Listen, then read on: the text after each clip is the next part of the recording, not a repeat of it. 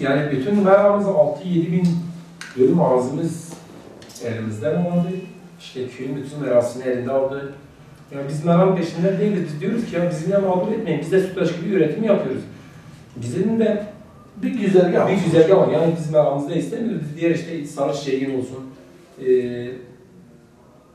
Hayvanlar dışarı çıkartıp hava alması. O hayvanın bölgeye çıkmak için hayvanımız gidip gelmesi için 150-200 metrelik bir alan istiyoruz. Yani hayvanın güzergahını istiyoruz. Ama adamlar kapımızın önüne çekiyor. Bırak hayvan dışarı, insanlar bile dışarı çıkartıyor. Biz orada 15 tane aileyiz. Yani hayvanımızı dışarı bırakıp yemin üzerine bırakacak durumumuz bile yok. Evet. Yani kısacası cezaevindeki gibi. Evet. Yani cezaevine bir de diyorlar, doğuda kalkınma alacağız. Çiftçilik bilmem nedir, bilmem tabi böyle, bu hepsi boş. Şimdi Sütaş'ın asıl kuruluş amacından bir tanesi de bölgeye kalkındırmaktır. Evet. Doğru. Yani siz de ifade ettiğiniz gibi Sütaş yani size komşu olmuş, sizinle beraber ondan sonra insan ilişkilerini geliştirmesi lazım. Yarın birbirinizden istifade etmeniz lazım, birbirinizden alışveriş yapmanız lazım. O senden hayvan alır, sen ondan tutarsın, sen ona hayvan satarsın vesaire. Ama buna rağmen Sütaş gelip de özellikle sizin gibi mesela bu işi gerçek manada yani bahsettiğiniz sayıda azımsanmayacak bir sayıdır. 4500 tane hayvandan mesela bahsediyorsun. Bu sayı işte hayvancılık yapan kişileri Sütaş önüne engelliyorsa biz burada art niyet ararız. Şimdi art niyet ararız. Şimdi yani onlara tahsis edilen arsa azımsanmayacak bir arsa. Tabii ki. Yani öyle işte diğer bir arazi. Hatta büyük bir arazi mesela tahsis edildi. Burada zaman zaman gelip sizlerle mesela görüş alışverişinde bulunmaları lazım. Siz buranın gerçek sahibilersiniz. Biz ne yapabiliriz? Ne edebiliriz? Fikir alışverişinde bulunması lazım. Şimdi mesela böyle köklü bu işi yapan insanlarla ama sanırım ilk gün dediğiniz gibi arazi almak adına demiş komşumuz iyi bir komşuluk yapacağız dediler. Ama 5 dönümü kapmak için her türlü şey yapıyor. Yani şimdi daha sen diyorsun ki ben 5-6 yılda ben faaliyete geçerim diyorsun. Evet. Sen ilk gelmişsin, odur ne yapıyorsun? Ekileri düşün. Odur hemen 5 tane traktör koymuş, 5-6 tane traktör koymuş. Odur o araziye ekiyor. Araziye ekiyor, görüyor musun? Araziye ekiyor, buğday ekeceğiz diyor. Ya mübarek sen önce bir yana inşaatını bitir. Ondan sonra sen nasıl olan toprağına ek? Biz de ekebilirdik o toprağımızı. Biz de o buğday ekebilirdik. Öncelikle hoş geldiniz. Çok geçmiş olsun. Basında da gördük gerçekten. Yani güzel hayvancılık yapıyorsunuz. Hayvanlarınızın sayısı da fazladır. Bir de peygamber mesleğidir. Evet, Allah muvaffak etsin. Sanırım Sütaş tarafından bir hayvanınız için geçiş düzergahından dolayı bir mağduriyet yaşıyorsunuz. İnşallah bizler de sizlerin Hüdapar olarak sizlerin sesi olacağız. Mağduriyetinizi yetkili kişilere ulaştıracağız. Gelip oradaki saha çalışmasını inşallah yapacağız. Sütaş nereyi engellemiş, nerede sizin düzergahınızı engellemiş, onu inşallah gelip yerine inceleyeceğiz. İnceledikten sonra da inşallah Tarım İl Müdürlüğü olsun, gerektiği kurum hangisi ise, Sütaş'sa, valilikse, tarımsa biz bunları rapor halinde kendilerine sunacağız. Hüdapar olarak biz tarımı ve hayvancılığı önemsiyoruz. Gerçekten bizim bu bölgenin olmazsa olmazlarından biridir. Yani hayvancılık ve tarım biterse terör başlar, anarşi başlar. Hele gençlerimiz bu hayvancılıktan başka illere göç olursa ki çok duyuyoruz. Yani buradan göçüp de başka illere giden birçok aileyi görüyoruz. Gerçekten yani evlatlarının sahadaki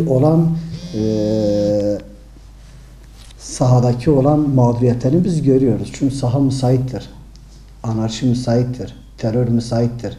Genci her an kapabilir. İnşallah bizler de Hüdapar sizlerin sesi olacağız. Sesinizi yetkililere, etkili kişilere inşallah duyurmaya çalışacağız.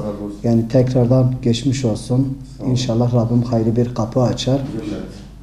Biz sizleri inşallah ziyarete geleceğiz. Orada yerinde de inceleyeceğiz inşallah. Bekliyoruz inşallah. İnşallah basındaki kardeşlerimizle de beraber biz ziyaretinize geleceğiz. Yani mağduriyetiniz neyse biz sizinle beraber inşallah hareket edeceğiz.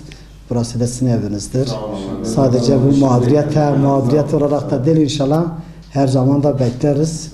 Allah razı olsun. Biz de öyle bir konu bekliyoruz. Yani şimdi gelip de görenler mutlaka bize gelip görsünler yani. Evet. Çok önemli. Burada konuştuğumuz gibi değil. Evet. Gerçekten mağduruz.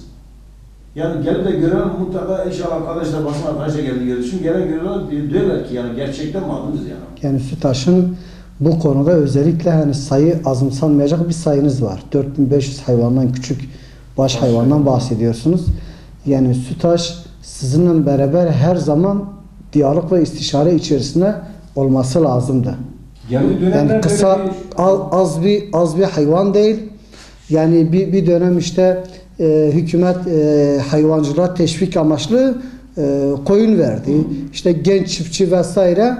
Şimdi bakıyoruz ki burada hükümet hayvancılığı önemsiyor.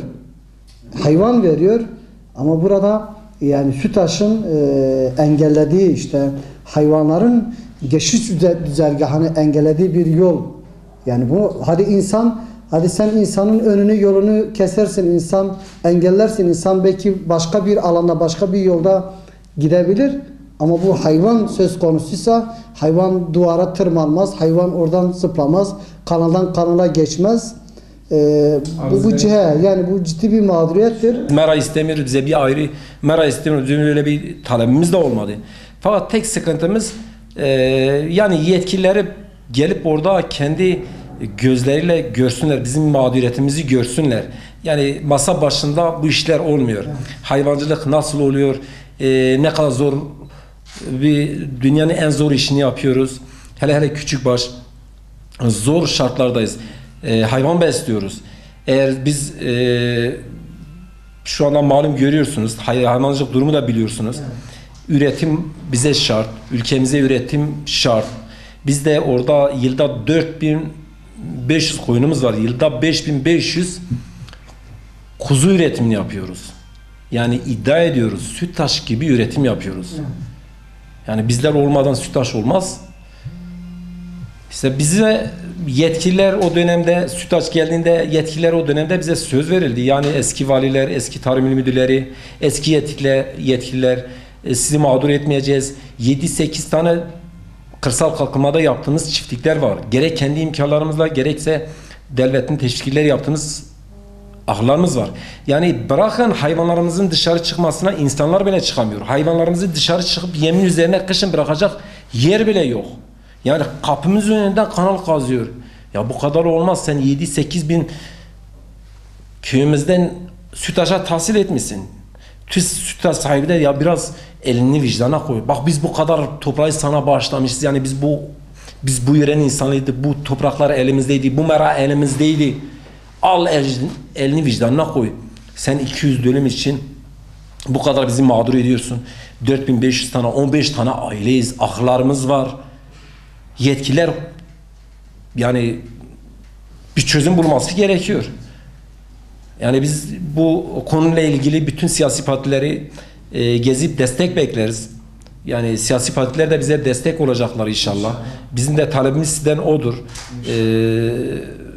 Size biz olumlu davrandınız. Sizden gerçekten teşekkür ediyorum. İnşallah bu işin takipçisi olacaksınız. Allah sizden razı olsun. Sağ ol, Allah razı olsun. İnşallah hayırlı ve güzel bir sonuçla İnşallah. alacağız. İnşallah. Biz de bunu bekliyoruz. Sağ olun, Allah razı olsun. Allah sizden de razı olsun. Teşekkür ederiz.